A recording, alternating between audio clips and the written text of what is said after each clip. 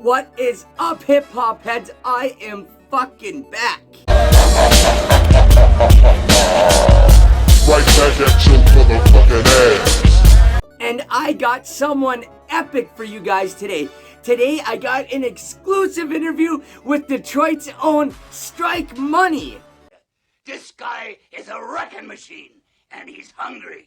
Man, this dude has been so many places and done so much for the culture and worn so many hats over the years. He was one of the main motherfucking characters on 8 Mile, Lickety Split. Yo, this guy's a choke artist. You catch a bad one, you better off shooting yourself with Papa Doc's handgun. Climbing up this mountain, you're weak. I leave you lost without a paddle floating Shit's Creek. You ain't Detroit, I'm the D. You the new kid on the block, about to get smacked back to the boondocks. Fucking Nazi, your squad ain't your type. Take some real advice and form a group with Vanilla Ice. He was one of the original members of Detroit's pioneer rap group, the Mountain Climbers. We be the dopest group you heard in a while. We murder you in front of your peeps like Lickety Split in 8 Mile. From 7 Mile to East 1, I get paid in HP. I pray to the east and ride on blade. He's got a successful clothing line with a bunch of dope outfits. And he's been in several other movies, including 513 with Danny Trejo. He's also produced movies and an upcoming TV show. Hey, that's pretty good. He's one of the coolest people I've talked to, and wise and super fucking talented. I was really pumped to be able to get this interview with him. We talk about him growing up in East Detroit and his family. We talk about when he started writing music. We talk about how Proof and Paul Rosenberg got him on the movie 8 Mile as one of the main characters facing off against fucking EMINEM.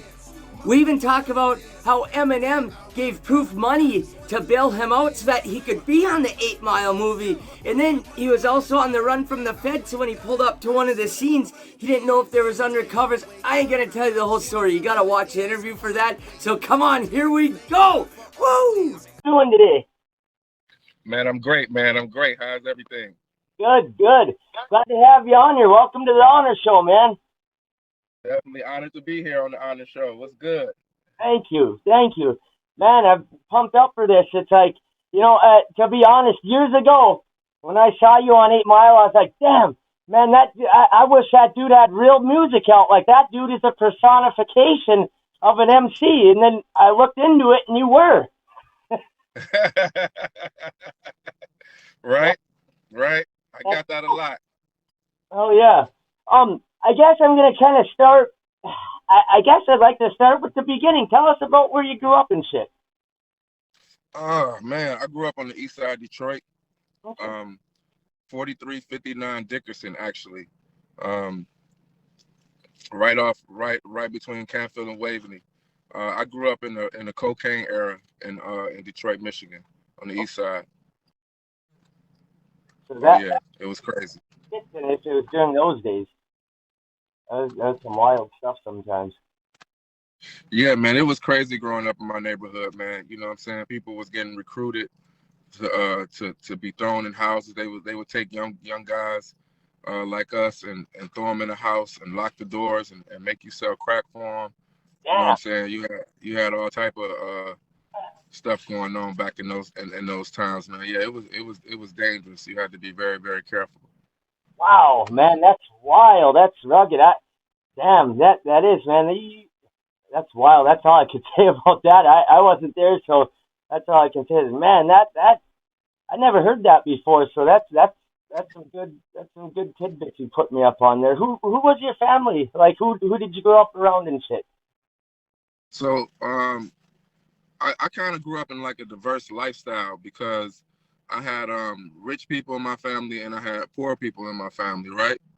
So I would live with my poor family, you know what I'm saying? But then on the weekends I would go out and live with my rich family, you know what I'm saying? So it was kind of crazy growing up, you know what I mean, as a kid, to try to understand both sides of the fence, you know what I mean?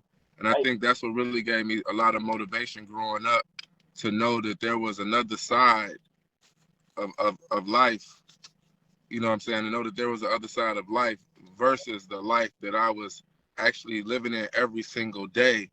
You know what I mean? The poverty side every single day, going out on the weekends was like escaping life because my aunt had the mansions, my grandmother had a mansion. You know what I'm saying?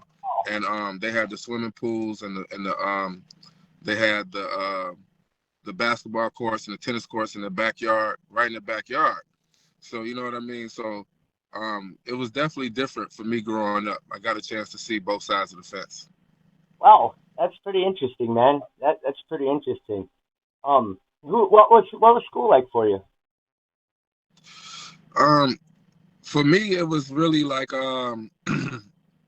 it was good times, but it was a lot of crazy things going on when we were going to school. Again, you know, I lived in an area where 2 blocks over, this street was beefing with the street behind me, and they're shooting at each other.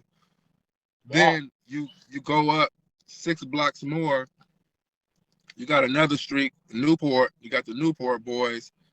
You know what I'm saying? Which I was cool with Jermaine and them, so I always got a pass. They always loved me, but they would stump and beat up people. Because back then when we were growing up, the gunplay wasn't really too much into it until we got older. But an interesting situation happened to me when I was 12 years old.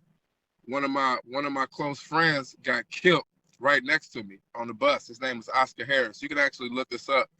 Hear that, brother. Yeah, he was shot 4 times in his back right next to me, standing on the bus. And I learned then at an early age that being a big mouth, because he got killed because he was just talking too much. My friend was just talking too much, just popping off at the mouth. And again, at that time when we was growing up, people just fought. Like either you got beat up by like 10 people, stumped, you know what I mean? Or you might have got stabbed here and there, but nobody really was into the guns. And that was my first incident of running into somebody who was all about gunplay, and they shot my best friend. They shot my man's right next to me, and then started shooting at all of us. It was crazy, man, crazy situation. So yeah, growing up in school, I got kicked out of high school. The problem was, see, when I was growing up, I had people around me that was very, very negative. You know what I'm saying? I had a stepfather that was you know, I love him, you know what I'm saying? Rest in peace to Reuben Rucker. But all in all, he was really bad for us growing up in a lot of ways. Like he would take you out with him, and he would hustle and steal, take hubcaps and just like petty theft shit. You know what I mean? But him showing us that, exposing us to that led to our minds getting into crime. It led to us becoming criminalized from that environment. So it got to a point to where I almost couldn't appreciate being out in the rich communities. I didn't value the work ethic they put in to get there, because I was taught how to be a criminal and to rob and steal. And so when I actually started living out there in the suburbs, I brought that same mentality out there. Ended up going to juvenile, ended up getting into shootouts and stuff with people who lived on the other side of 8 Mile, and it was just really stupid. It was really stupid stuff. When I look back now, I go, oh my God. Like, I'm really grateful that I survived all that stuff, because it made me the person I am today. But I don't glorify none of it. You know what I mean? At all. That's cool, man. That's cool that you got a positive way of looking at it and saying, that's my past and going for it. It's what happened. But yeah, like I was saying, it's cool. You have a positive way of looking at that and moving on from that. What age were you when you first started writing rhymes and really getting into music? Oh man, I was man, that was early age, man. Shoot, man. I was probably writing music. I was writing raps probably like, well, let me go back. So I was a fan of Langston Hughes and all the black poets growing up. So I started writing poetry at the age of like 6 and 7. I was really intrigued with poetry, and then I started writing raps probably like soon after that when I heard I think it was like I heard Run DMC, Daryl and Joe. I think that was the first record I heard, and I just went crazy. And then I just started, you know what I'm saying, mimicking them, you know what I'm saying, and then coming up with my own thing, you know what I mean. I started doing my own thing, started writing my own raps and stuff. So I was probably like about 10 years old, well 9 or 10 at this time. You know what I'm saying? Just like, you know, going through the motion. You know what I mean? My partner across the street, Amp, he took me upstairs one day. The same day I heard Daryl and Joe, I went upstairs to my boy house across the street, and upstairs in the attic, all of his brother and all his boys was up there breakdancing. Yeah. And that was the first day that I seen breakdancing up close and personal. It was magical because when I say they was good, man, they was better than good, man. They was cold. You know what I'm saying? So listening to Daryl and Joe, watching breakdancing, just totally hip hop. I got culturalized at an early age. I was just like, oh yo, this is what I'm doing. Yeah. You know what I mean? Hell yeah. What an experience, man. That's super dope. I'm glad I asked you that. That's super cool to hear, man. I love hearing origins and stuff like that of the people that I'm into, so thank you for that. That's cool. Have you ever had any other names in Strike, and how did you decide on the name Strike Money? So when I first was coming up rapping, my name it's crazy. So Evolution, right? When I was a young kid, my name was Young G. Okay. That's what they called me, Young G. And then when I got older, and me and my partner, I joined this group. I used to dance for them first.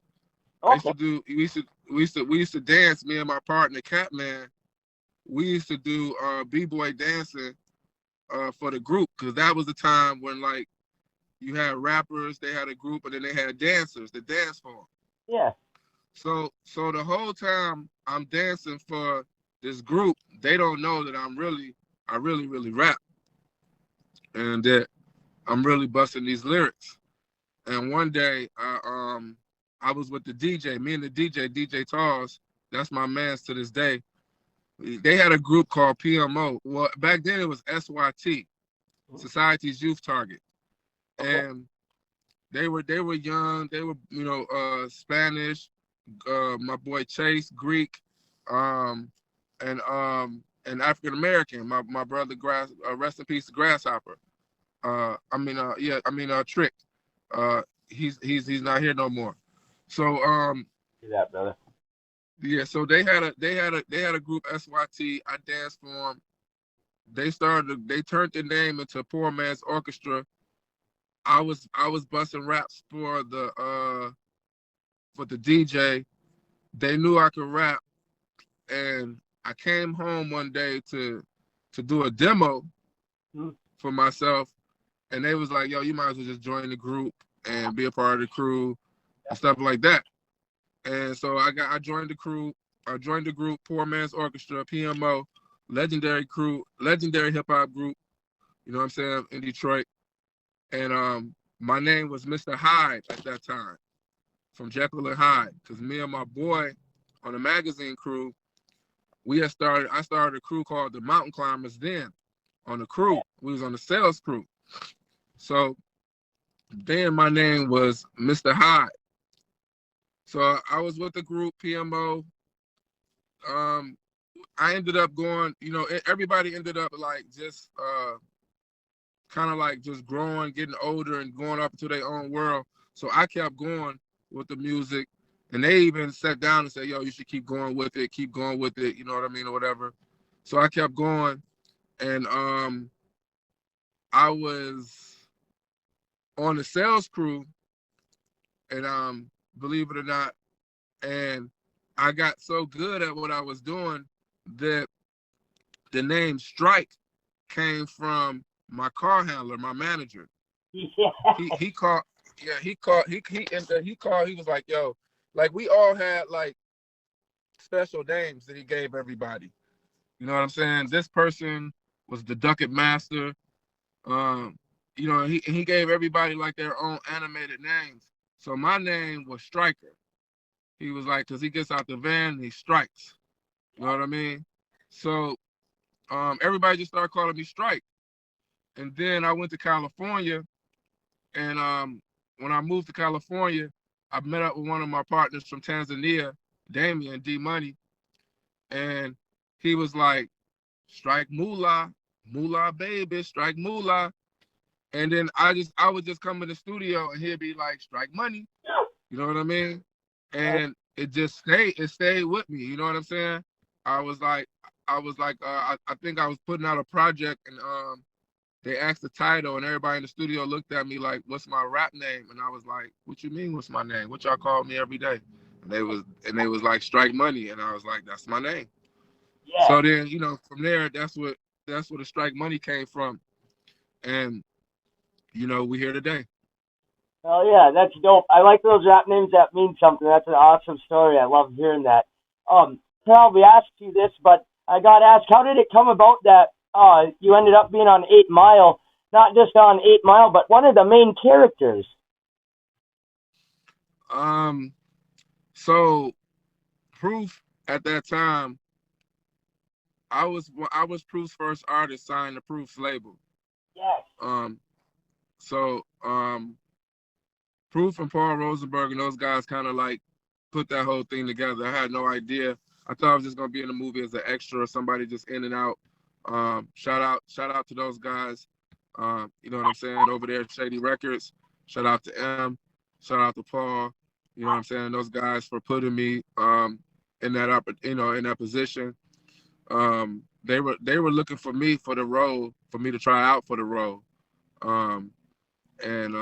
Again, that was, you know, I can never take that away from Paul Rosenberg or M or Mark or any of those guys over there for that situation right there. That was a blessed situation that definitely changed my life. And it was crazy because I was actually fighting the case, and I was on the run from the feds the day that Molly Finn, rest in peace, Molly Finn, the casting director of 8 Mile, came up to me to give me her card. You know what I'm saying? It's a crazy story because me and my manager was like real cowboys. Like, you know what I mean? At one point in my life, I look back and I go, wow, you were crazy. You know what I'm saying? Because we were real cowboys in every sense of the word as cowboy. So I remember my manager saying, if it's the police, because we seen a bunch of people walking around and we didn't know if they was undercover or not. And my manager was like, you know, at that point we stayed with guns on us, and he was like, if that's the police, if they run up on you, I'm gonna just start shooting in the air and just break. I'll meet you around the corner. Like, we had a meet-up spot where I was gonna meet, jump in the car, drive off. You know what I'm saying? Because at this time, you know what I'm saying, I'm doing shows in Detroit, and the feds is coming through the front door trying to catch me, and I'm jumping out the back door, jumping on the bus, going back to where I was staying at. It was a wild time in my life. Face on TV, wanted by the police. So all this is going on around the time when it's time to do 8 Mile. You know what I'm saying? I got a case. M bails me out on an attempt murder, felony firearm. Yeah. Yeah. Crazy, right? Damn, that's nuts, bro. That should be a whole movie in itself. It will be. Hell yeah, because you produce movies and you're making movies and shit too, right? Yeah. I just produced 3 projects actually. One, City Uncensored, and then a movie called Two Brothers, which is actually the modern day 8 Mile movie of today. Two Brothers it's phenomenal. And then I have a TV show called Aces High with 3 episodes done. That's getting ready to be like the next biggest TV show on TV, guaranteed. Hell yeah. Yeah, so yeah, we're getting everything done right now and getting ready to go, you know what I'm saying, go to the networks. Hell yeah. Congrats, man. Huge congrats. Thank you. That's a big deal. And you've been in several other movies too. Yeah, man, I got a great opportunity to work with some great people. I've been in a few movies, 513, with Danny Trejo, with Bokeem Woodbine.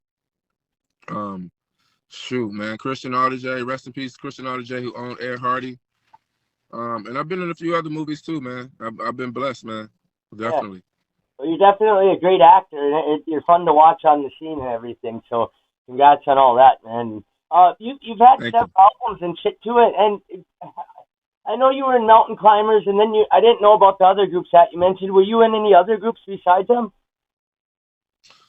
No. Well, the Mountain Climbers was really my big my thing that I had in Detroit. And then dang, I can't tell. I'm on an interview. This guy is trying to call me. Oh, my God. So no, Mountain Climbers was like my only thing that I was really like far as group. And then there's like one more situation that I actually started working on, and that was the Strike Money and Miss Yella project. Beautiful, talented young lady out of Dallas, Texas, who's actually Erykah's Badu cousin. Oh, and, nice. Yes.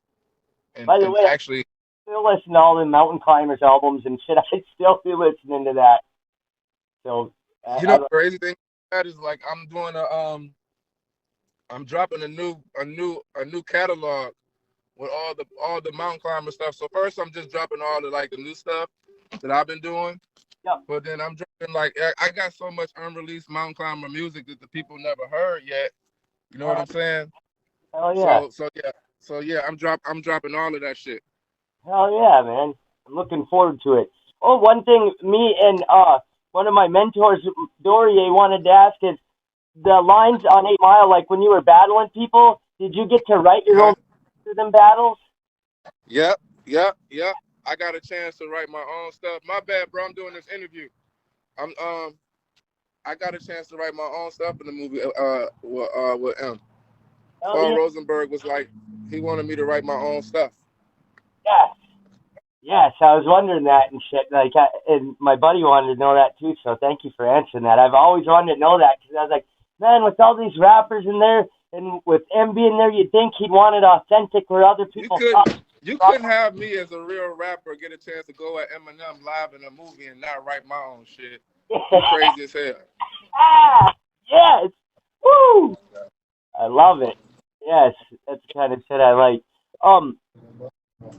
So this is kind of like a personal question. I remember kind of hearing this.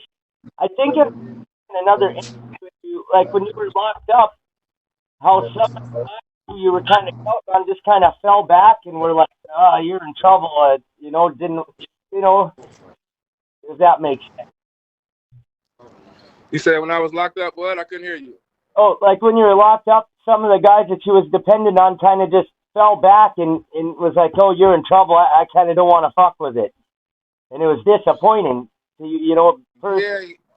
Yeah. Like, I'm the leader of the crew. So when you cut the head off, it's over with. So when I got locked up, man, it was like, some people did some stuff. I can't really say that it was a bad thing on the crew. Like, I got to give them credit because journalists and Jawad, you know what I'm saying, King Dave, they did the best that they could do. You know what I'm saying? They just wasn't used to being in a position like I was in to have to politic things and get things done, you know what I'm saying, like that. So I really can't be upset with those guys. I got to give everybody their credit. Now that I look back on things, you know what I'm saying, I'm not mad at people. I know the truth on things, but I'm not mad at people. I could be disappointed in certain areas, but overall, I'm very, very grateful. Oh, yeah, man. I do that. Like I said before, I love your positive attitude and your outlook on stuff. That's a sign of wisdom and maturity of going through things in life. Did the 8 Mile movie help give you a little more momentum, nationwide and worldwide than after that? Oh yeah, definitely. There's no question. Cool. A lot of doors still to this day open up. Hell yeah. A lot of doors today open up because of that. Hell yeah. That's cool, man. Let's see here. I wanted to ask you, I won't keep you too much longer. I see you're kind of busy and shit. But I gotta ask you, what are some of your top 5 favorite rappers and producers?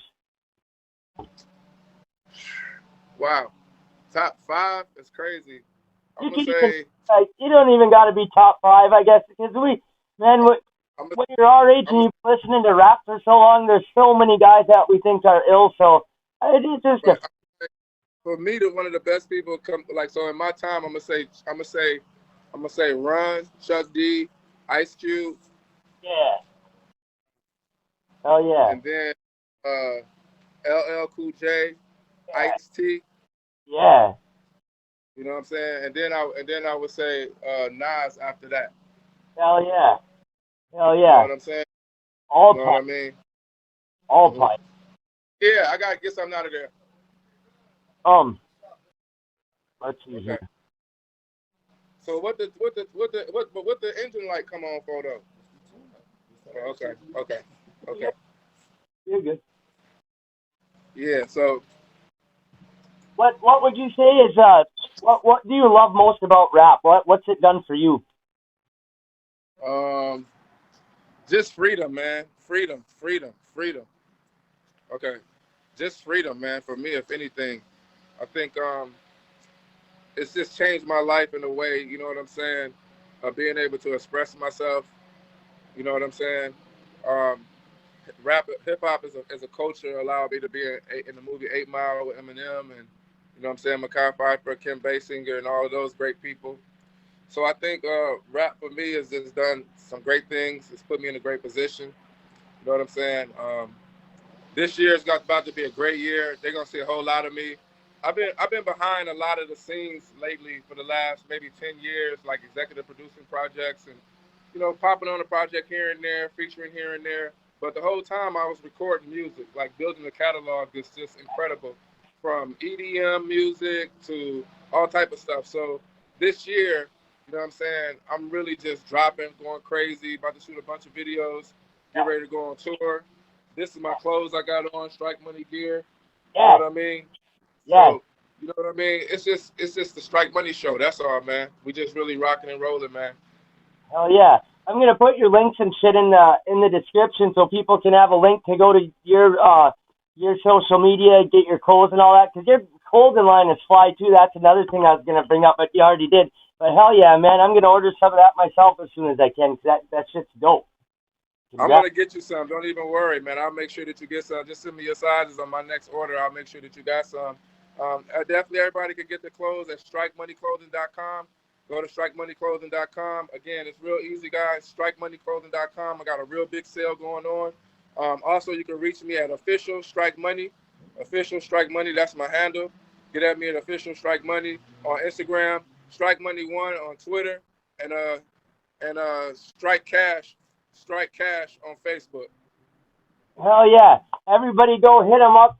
Hey, man, I want to thank you for coming on the show. I know you're busy and shit, and I appreciate every minute you gave us, brother. I really appreciate it. I got to ask you questions I wanted to ask you for 20 years, brother, so thank you. I really appreciate it. It's all good, man. Hey, listen, man, when I drop these next few projects, I'll come back on the show again, man. It's all good. Hell yeah. You can come on here anytime. You always got an open spot, brother. Thank you. Thank you, man. Thanks for having me. Absolutely. You're welcome. Have a good day, brother. Yo, that was dope. That was great, man. Thank you, Strike Money. Thank you. Man, I've been waiting to ask him some of them questions for motherfucking 21 years. I understand. Thank you, Strike Money. This was a great opportunity, and you're truly one of the greats. You guys go check out his social media, go subscribe to his YouTube page, and check out his clothing line. Woo! And now, you guys can actually help me out. You gotta help me. Hey, all you gotta do is hit that like button.